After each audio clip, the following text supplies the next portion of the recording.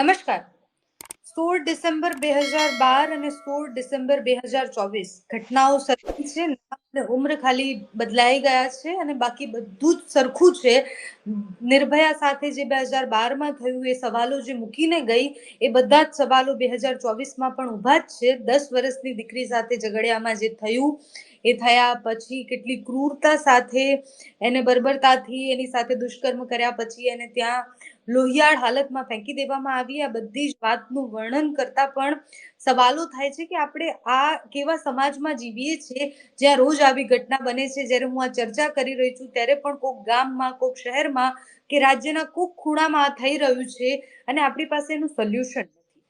આપણે દર વખતે પક્ષ વિપક્ષ પર ઢોળી દઈએ છીએ, આપણે દર વખતે નેતાઓ પર ઢોળી દઈએ છીએ, પણ આપણે અત્યારે સમાજ તરીકે બદલાવાની પહેલા જરૂર છે. ચૈતર વસાવા આપણી સાથે જોડાયેલા છે. ચૈતરભાઈ સાથે વાત કરવી છે, સમજવું છે કે કાયદા અને વ્યવસ્થાથી લઈને નેતાઓના અપ્રોચથી લઈને આ બધા વિષયો ઉપર કેવી રીતના બદલાઈ શકાય છે. ચૈતરભાઈ, પહેલો સવાલ એ છે કે તમે પરિવાર સાથે મળ્યા, તમે એમને મળવા માટે ગયા હતા, એમની પીડા તમે જોઈ છે. અમુક વાર નેતાઓ એ પીડા જોયા પછી પણ કશું જ નથી કરી શકતા. અમુક વાર નેતાઓ એ પીડા જોઈને ખાલી બે શબ્દ બોલી અને સાંત્વના આપી શકે છે, પણ બદલાવાની ક્યાં જરૂર છે?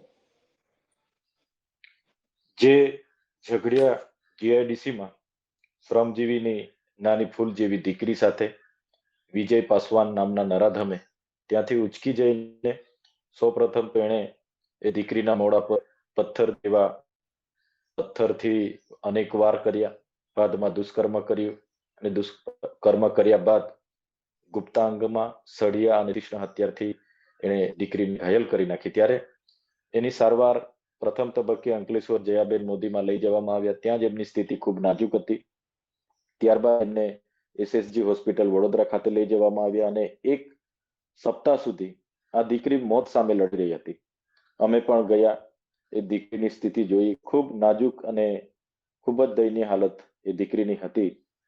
ત્યારે ગઈકાલે એમના મોતના ખબર સાંભળીને એમની માતા પણ બેભાન થઈ ગયા હતા. એમના પિતા પણ રડી રડીને એમની પણ હાલત ખરાબ હતી. સાથે જ્યાં ડોક્ટરોની ટીમ હતી એ પણ એમની આંખોમાં આંસુ હતા અને સાથે આપણા બધા જ લોકોને આ ઘટનાથી બધા ખૂબ વ્યથિત છે, દુઃખી છે. ત્યારે સવાલ એ થાય છે કે ગુજરાતમાં જે 500 ગણા છેલ્લા 10 વર્ષની આપણે વાત કરીએ તો 500 ગણા આવા પોક્સોના કેસો વધી ગયા છે. નાબાલિગ દીકરીઓ પર આવા નરાધમો અનેકવાર પીખી નાખતા હોય છે.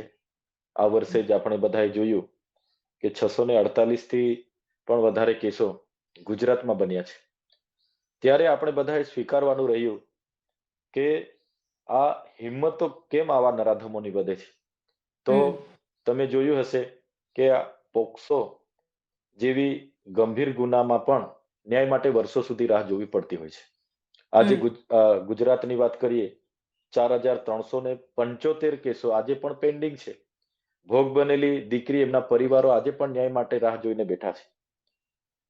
ઓક્ટોબર 2019માં સ્પેશિયલ ફાસ્ટ ટ્રેક કોર્ટો બનાવવામાં આવી. ગુજરાતમાં પણ સ્પેશિયલ આ નાબાલિગ બળાત્કારો અટકાવવા માટે એમના પર પોક્સોના જે કેસો થાય છે એને ફાસ્ટ સજા સુનાવવા માટે એ કોર્ટો બનાવવામાં આવી. પણ આજે એ કોર્ટોમાં પણ 912 જેટલા કેસો પેન્ડિંગ છે.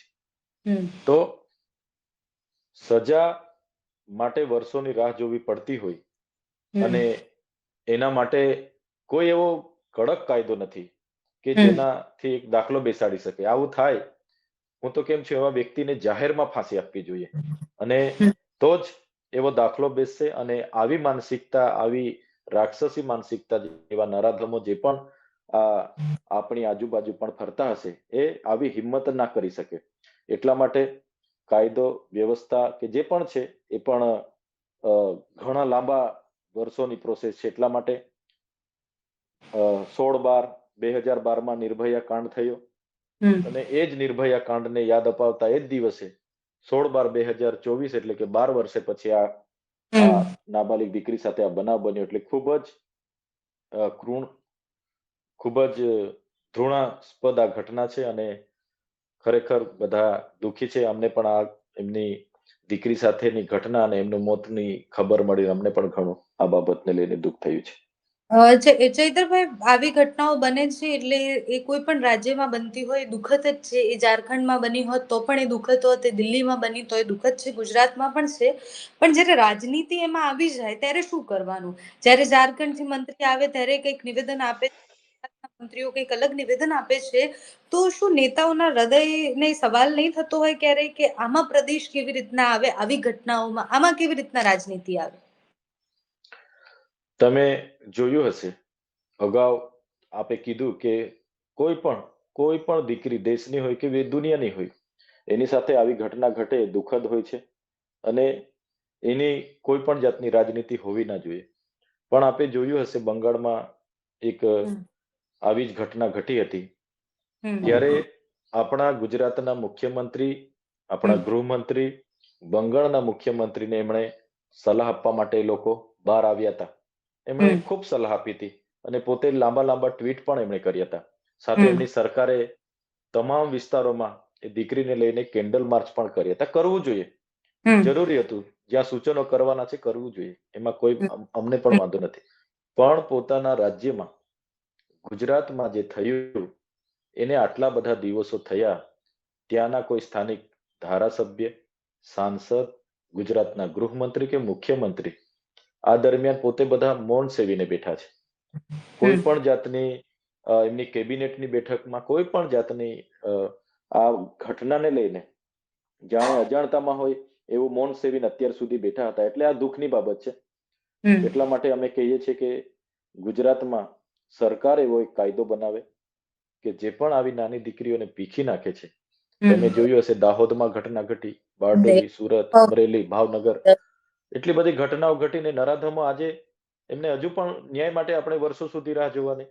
તો એવો કાયદો બનાવી દેવામાં આવે કે આવા નરાધમોને જાહેરમાં ફાંસી લટકાવી દેવાય, તો જ આ ઘટના ઉપર આપણે નિયંત્રણ લાવી શકીશું, તો જ આને અટકાવી શકીશું. ચેતરભાઈ, તમે પરિવારને પણ મળવા ગયા હતા, ત્યારે પરિવારની વેદના શું હતી, એમની માંગણી શું હતી, તમે વાત કરી ત્યારે? અમે એમના માતા પિતાને પણ મળ્યા, ડોક્ટર અને ત્યાંના પોલીસ સ્ટાફની ઉપસ્થિતિમાં અમે એમની પરિવાર સાથે બેઠા હતા. અમે એમની માતા બિચારા રડતા હતા. એમને તો બસ એટલી જ માંગણી, એટલું જ હતું કે અમને ન્યાય મળવો જોઈએ. અમારી દીકરી સાથે જે ક્રૂરતાપૂર્વક થયું છે, આવનારા ભવિષ્યમાં બીજા કોઈ દીકરીઓ સાથે ના થાય એટલા માટે આ વ્યક્તિને ઝડપી અને જાહેરમાં ફાંસીની સજા આપવામાં આવે અને દાખલો બેસાડવામાં આવે, જેથી કરીને આવનારા ભવિષ્યમાં આવા બીજા કોઈ પણ નરાધમ આવી ફૂલ જેવી દીકરીઓને પીખી ના નાખે.